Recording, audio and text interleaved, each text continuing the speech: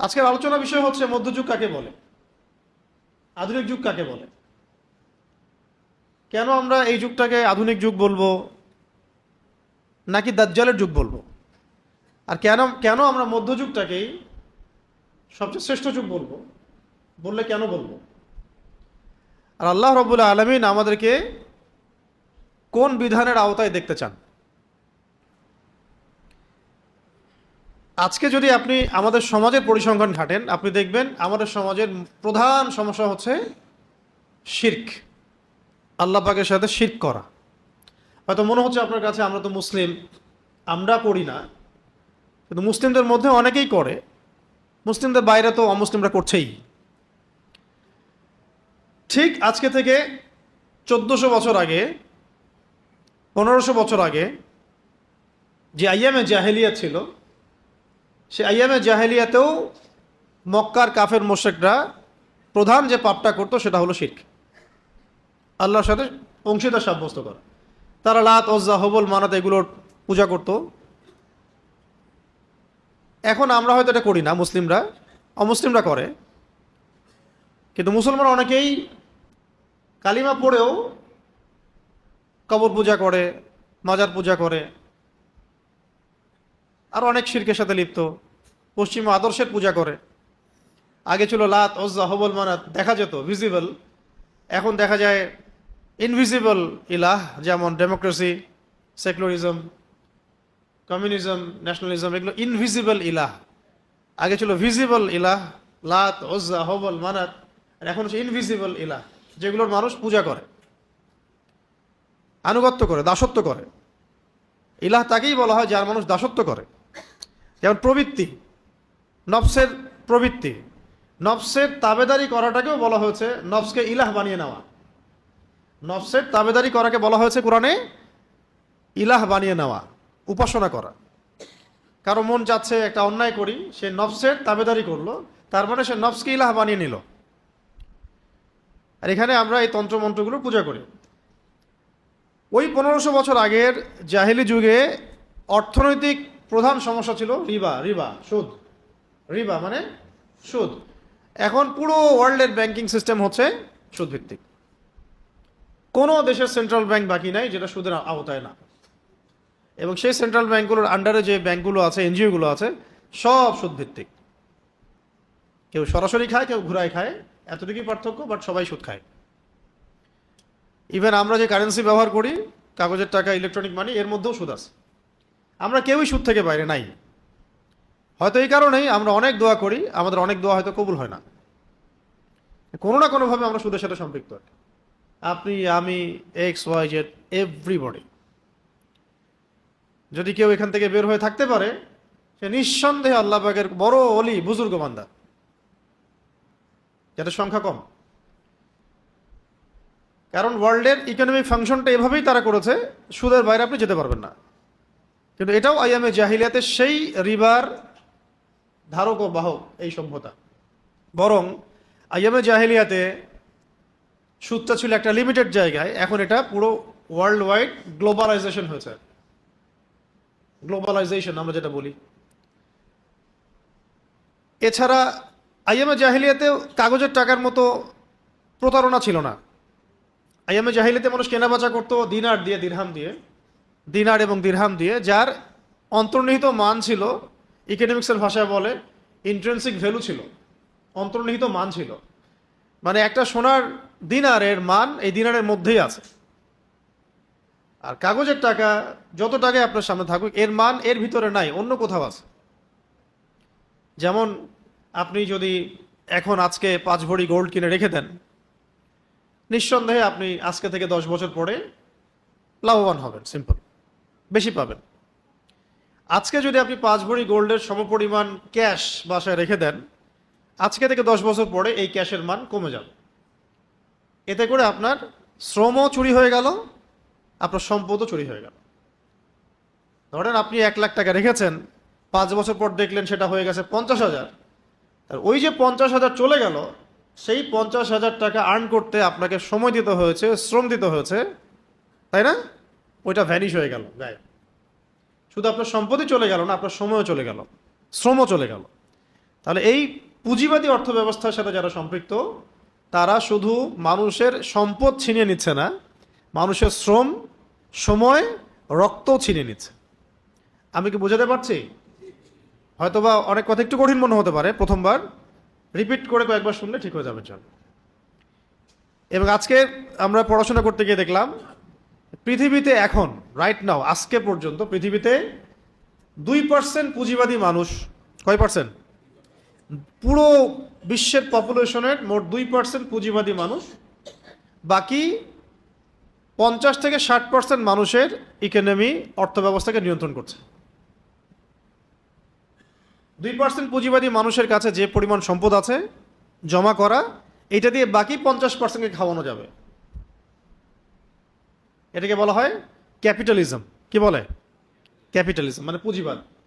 ইসলাম এখানে দিয়েছিল সাম্য, জাকাত, যে ধনীর কাছে সম্পদ আসলে গরিবকে দিতে হবে। তখন মার্কেটের মধ্যে সম্পদের ফ্লো সৃষ্টি হবে, সম্পদ হাত থেকে হাতে কনভার্ট হবে, সেও খাবে আমিও খাবো, সেও পড়বে আমিও পড়বো। আর বিজনেস যখন করা হবে তখন আল্লাহ পাক কাউকে ধনী করবেন, কাউকে গরিব করবেন। আর সুদের মধ্য দিয়ে যেটা হয়েছে, ধনী ধনী হবে দিন দিন, আর গরিব দিন দিন গরিব হবে। এগুলো আমাদের চোখের সামনে হচ্ছে। আমাদের এগুলো নিয়ে তো মাথা ব্যথা খুব একটা নাই। আমাদের মাথা ব্যথা হলো ওই যে হাত বাঁধবো কোথায়, তারপরে জোরে আমি নাচতে আমি, তারপরে আমাদের মোজার উপরে মাসাজ করব, চামড়ার মোজা হতে হবে নাকি আবার কাপড়ের মোজা হলেও হবে। হ্যাঁ, আমাদের তো ইস্যু অনেক, কে কয়টা বিয়ে করলো, তাই না? কোন গণক কি বললো, কোন জ্যোতিষী কি বললো, এইগুলোই। তো এটা আসলে খুবই লজ্জার। জাতিগতভাবে আমরা কেন জানি এইরকম, এটা আমাদের জন্য লজ্জার। মূল জায়গাটার দিকে ফোকাস না করে আমরা পড়ে থাকি ডালপালা নিয়ে। এই সুযোগে কাফের, মুশরিক, মুরতাদ, মুনাফিক, যারা ইসলামের দুশমন, এরা এমনভাবে আমাদেরকে এখন পেঁচিয়ে ধরছে, একটু পরেই বুঝতে পারবেন যে আমরা এখান থেকে এখন আর বের হতে পারতেছি না। এখন রাইট নাও আপনি এখান থেকে বের হতে পারবেন না। আমি 1 ঘন্টা গলা ফাটায় বললেও পারবো না। আপনি যদি আমাদেরকে এখন এদেশের প্রেসিডেন্ট বানায় দেন তাও পারবো না। যাকেই দেন সে পারবে না, যতক্ষণ পর্যন্ত না পুরো সিস্টেমটা চেঞ্জ হয়। এখন আসেন, এই যে রিবার ফিতনা, এটাকে আল্লাহ পাক কি বলেছেন? আল্লাহ পাক বলেছেন, হে মুমিনরা শুনো, তোমরা আল্লাহকে ভয় করো, ওয়াযারু মা বাকিয়া মিনার রিবা, এই সুদের যে অংশটুকু আছে এটা ছেড়ে দাও। ইন কুনতুম মুমিনিন, যদি মুমিন হয়ে থাকো তাহলে ছেড়ে দাও। ওয়াইল্লাম তাফআলু, তোমরা যদি সুদকে না ছাড়ো তাহলে ফাযানু বিহারবিন মিনাল্লাহি ওয়া রাসূলিহি, তাহলে আমি আল্লাহ পাক বলছেন আমার সাথে এবং আমার রাসূলের সাথে, মানে মুহাম্মদ সাল্লাল্লাহু আলাইহি ওয়াসাল্লামের সাথে যুদ্ধের ঘোষণা শুনে রাখ। কার কথা এটা? আল্লাহ পাকের কথা। সূরা বাকারা খোলেন, শেষের দিকে পাবেন। আবার নবীজি সাল্লাল্লাহু আলাইহি ওয়াসাল্লাম বলেছেন, কেউ যদি 1 দিরহাম সুদ খায় সে যেন 36 বার জিনা করলো। এই এলাকায় যদি আপনি জানেন যে ওই ছেলেটা, ওই মেয়েটা 36 বার জিনা করছে, তার দিকে নিশ্চয়ই আপনি খুব ভালো চোখে তাকাবেন, তার বাসায় দাওয়াত খাবেন, তার সাথে আপনি মেয়ের বিয়ে তো দিবেন নিশ্চয়ই। কিন্তু বাস্তবতা তো হচ্ছে, ব্যাংকার দেখলে বিয়ে দিতে খুব মন চায় আপনাদের, তাই না? এটা বাস্তবতা। আর দিনদার ছেলে ফিরায় দেন, তোর তো কিছু নাই, টাকা নাই, পয়সা নাই, আমার মেয়েকে খাওয়াবে কি, ভাগ এখান থেকে, নাকি? আপনার এরকম না? আরো আছে, আরো ডেঞ্জারাস কথা হচ্ছে, নবী সাল্লাল্লাহু আলাইহি ওয়াসাল্লাম বলেছেন, নবীর নাম আসলে কি পড়বো? তিনি বলেছেন, সুদের পাপের 70টা শাখা আছে, তার সবচেয়ে নিচু শাখা হচ্ছে নিজের মাকে বিয়ে করা।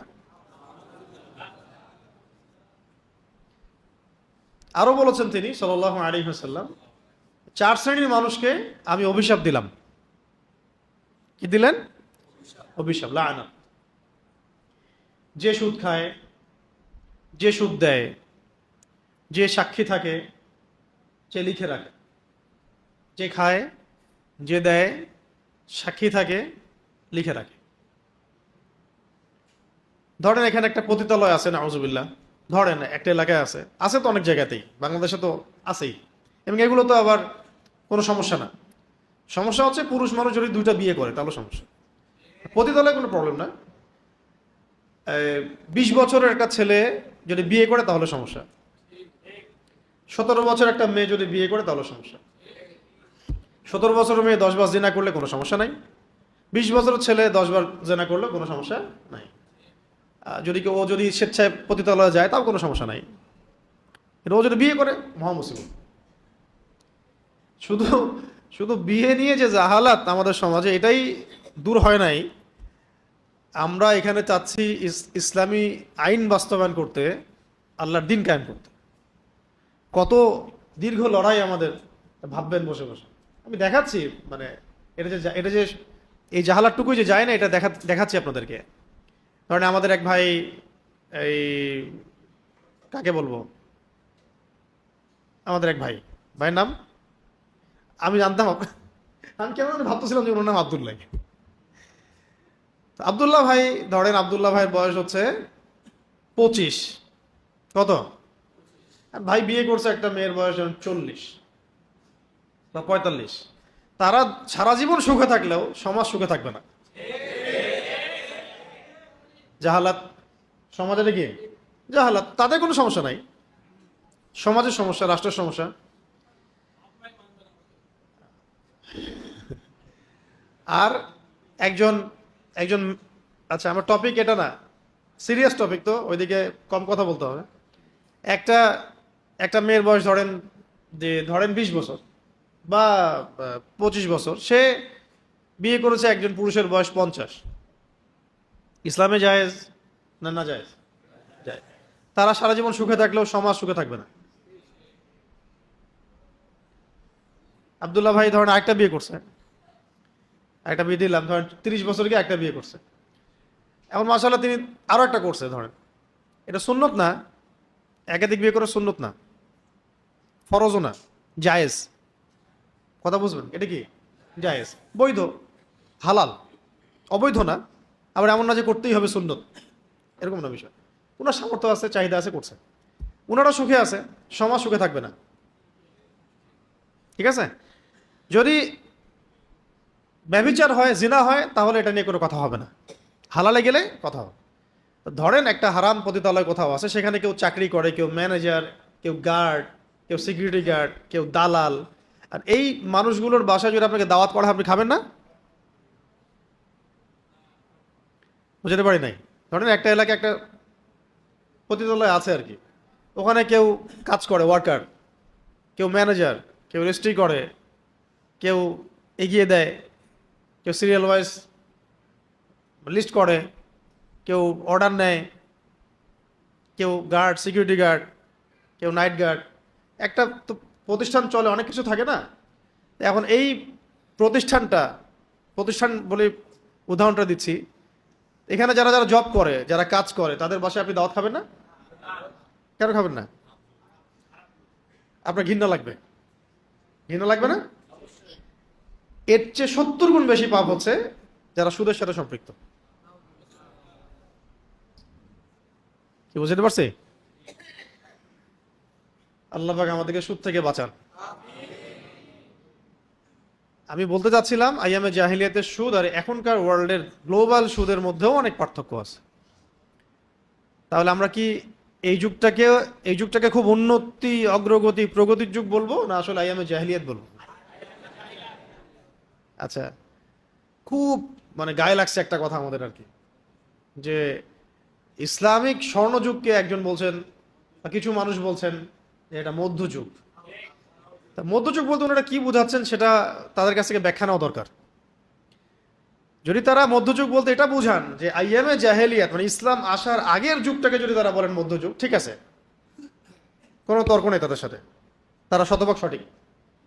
ইসলাম নবী সাল্লাল্লাহু আলাইহি ওয়াসাল্লাম নবুয়ত পাওয়ার আগের সময়টা, আবু জেহেলদের যুগ, ওইটাকে যদি তারা বলেন এটা মধ্যযুগ, আমি একমত, আমরা একমত, অসুবিধার কিছু নাই।